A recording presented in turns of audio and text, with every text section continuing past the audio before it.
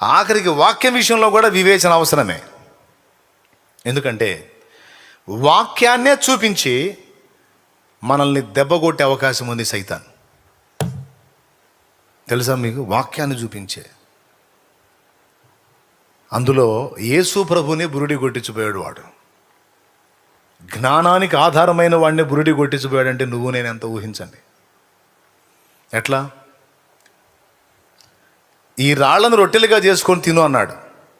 వెంటనే యేసయ్య ఏమన్నాడు? మనుషుడు రొట్టె వలన కాదు, దేవుని నోట నుండి వచ్చు ప్రతి మాట వలన జీవించునని వాక్యం చెప్పాడు. ఓ వాక్యమా? నాకు తెలియని వాక్యమా? నాకు తెలియని జ్ఞానమా అని ఆయన ఎత్తైన శిఖరం మీదకి తీసుకెళ్ళి, ఇక్కడ నుండి దూకు, నీ పాదములకు రాయి అయినా తగలకుండా వారు నిన్ను తమ చేతులతో ఎత్తిపట్టుకుందురని కీర్తనల గ్రంథము 91వ కీర్తన 11లో ఉన్నది. యేసు 34వ కీర్తన 7వ వచనంలో కూడా యెహోవా యందు భయభక్తులు గలవారి చుట్టూ ఆయన దూత కావలి ఉండి వారిని రక్షించునని ఉన్నది. కాబట్టి దూకు, ప్రజలు నిన్ను గూర్చి గొప్పవాడు అనుకుంటారు. వాక్యం ఉంది కదా. వెంటనే ఆయన ఇంకొక వాక్యంతో కొట్టాడు.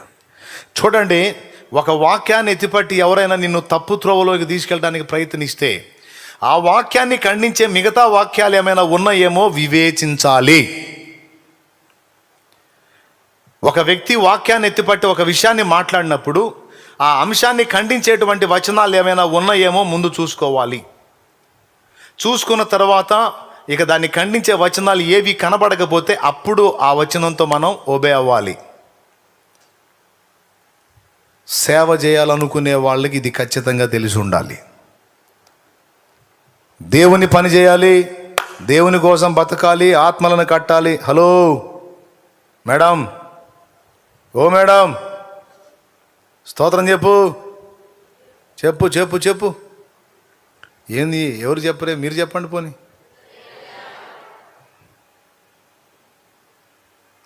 వింటున్నారా? ఎక్కడొచ్చాగా? ఓన్నా చెప్పన్నా జరా.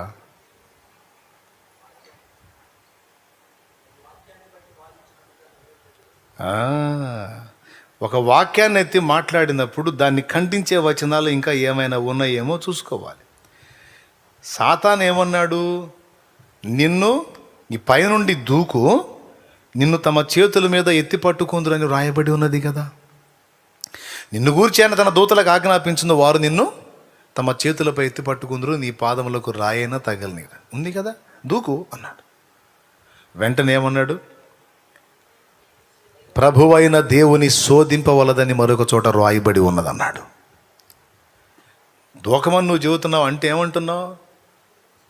శోధించమని చెప్తున్నావు. నువ్వు కాళ్ళకి దెబ్బ తగలకుండా కాపాడతారన్న వచనం అడ్డం పెట్టి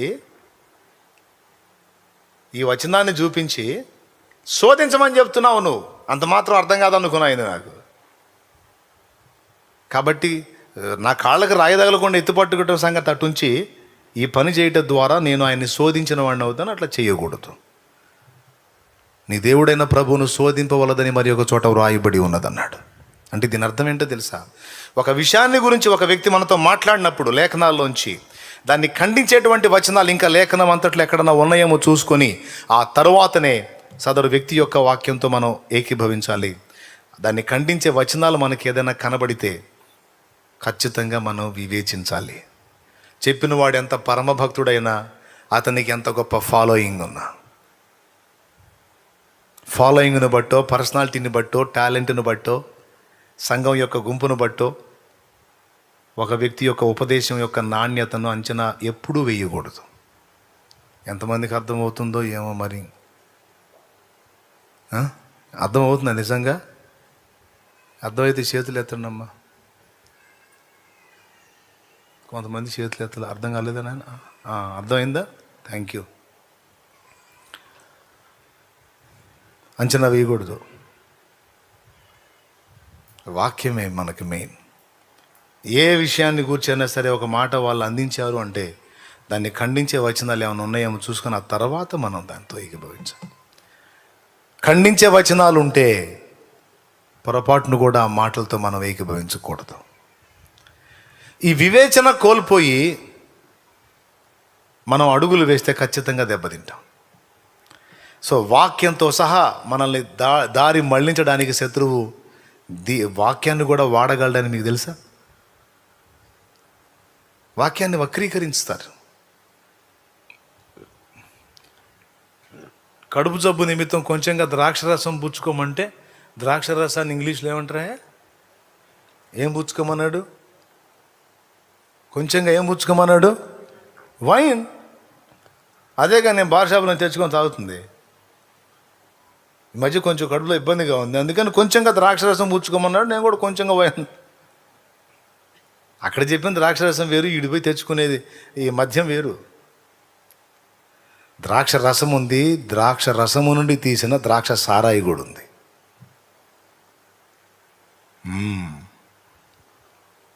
మరి ద్రాక్ష రసం కోసం నువ్వు బార్ షాపులోకి వెళ్ళి తెచ్చుకునే అవసరం ఏముంది? ద్రాక్ష పండ్లు తెచ్చుకుని ఇంట్లోనే రసం తీసుకొని తాగు. అంత మాత్రం మాకు తెలియదేంది. లేకపోతే నువ్వు మార్కెట్లోకి వెళ్ళి ద్రాక్ష రసం సీసాలు దొరుకుతాయి, బాటిల్స్ మంచిగా తెచ్చుకొని కాస్త వాటర్ కలుపుకో, మంచిగా తాగు. నువ్వు వెళ్తుంది బార్ షాపుకి ఎందుకు వెళ్తున్నావు? ద్రాక్ష సారాయి కోసం వెళ్తున్నావు. నువ్వు వాక్యాన్ని అడ్డం పెట్టి మరి కొంచెముగా ద్రాక్ష రసం పుచ్చుకోమని ఉంది కదా, అందుకని కొంతమంది వాక్యాన్ని అడ్డం పెట్టి పాడు కావటానికి వాక్యాన్నే చూపిస్తాడు వాడు. పాపం చేసే విషయంలో భయం లేకుండా చేయటానికి కృపచేతనే, విశ్వాసము ద్వారా కృపచేతనే రక్షింపబడి ఉన్నారు. అది ఇక మీ క్రియల వలనైనది కాదు, దేవుని కృపే అని ఉంది కదా. ఇంకా నువ్వు నీతి, నియమం, పరిశుద్ధత, పాపం అనుకుంటూ ఉంటావు ఏంట్రా? ఇక నీ పాపంతో నిమిత్తం లేదు, నీ పుణ్యంతో నిమిత్తం లేదు. ఇవన్నీ చెల్లుబాటుగా యేసునందు విశ్వాసం ఉంచావు, కృప మీద ఆధారపడ్డావు, వెళ్ళిపోతావు నువ్వు అంతే. ఈ ఒక్క మాటను బట్టి చూడు ఇక ఏమైపోతారు వీళ్ళు. ఇక పరిశుద్ధతను కోల్పోయే అవకాశం ఉంటుంది, పాపంలో పడిపోయే అవకాశం ఉంటుంది, పాపంలో పడి కొనసాగే అవకాశం ఉంటుంది. చూడు, వచనాన్నే చూపించి దారి మళ్ళిస్తాడు. మరి అట్లయితే జారత్వమునకు దూరముగా పారిపోవుడు అన్న మాట సంగతి ఏంటి? ప్రతివాడు జారత్వమునకు దూరముగా తన ఘటమును కాపాడుకునుట ఎట్లో అది ఎరిగి ఉండుటయే దేవుని చిత్తం అని తెస్సలోనికీయులకు రాసిన మొదటి పత్రిక 4వ అధ్యాయంలోని మాటలకి సమాధానం ఏంటి?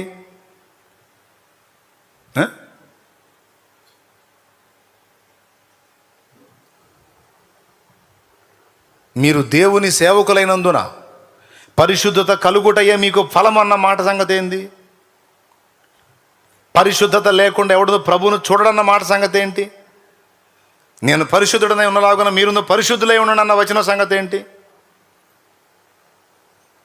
మీరు మూర్ఖులకు ఈ తరము వారికి వేరై రక్షణ పొందండి అన్న మాట సంగతి ఏంటి? నేను మీతో ఉంటాను, మీ మధ్య సంచరిస్తాను, మీలో నివసింతును గనుక మీరు వారిలో నుండి బయలువెడలి ప్రత్యేకంగా ఉండండి అనే మాట సంగతి ఏంటి?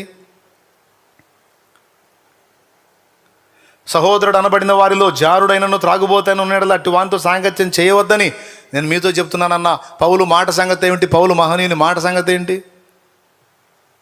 ఎన్ని వచనాలు కొడుతున్నాయో చూడు. పరిశుద్ధత అక్కర్లేదు, పవిత్రత అక్కర్లేదు, నీ నీతి అవసరం లేదు, నియమం అవసరం లేదు అనే మాటకి, ఆ బోధకి.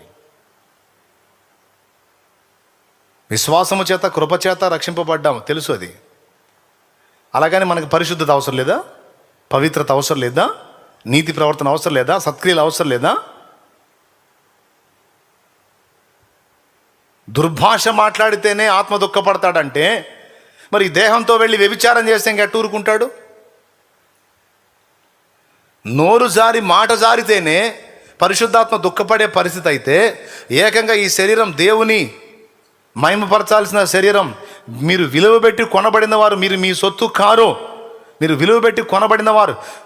1 కొరింథీ పత్రిక 6వ అధ్యాయం 19వ వచనం. అదే 1 కొరింథీ పత్రిక 3వ అధ్యాయం 16వ వచనం. మీరు దేవుని ఆలయమై ఉన్నారనియు దేవుని ఆత్మ మీలో నివసించుచున్నాడని మీరు ఎరుగరా?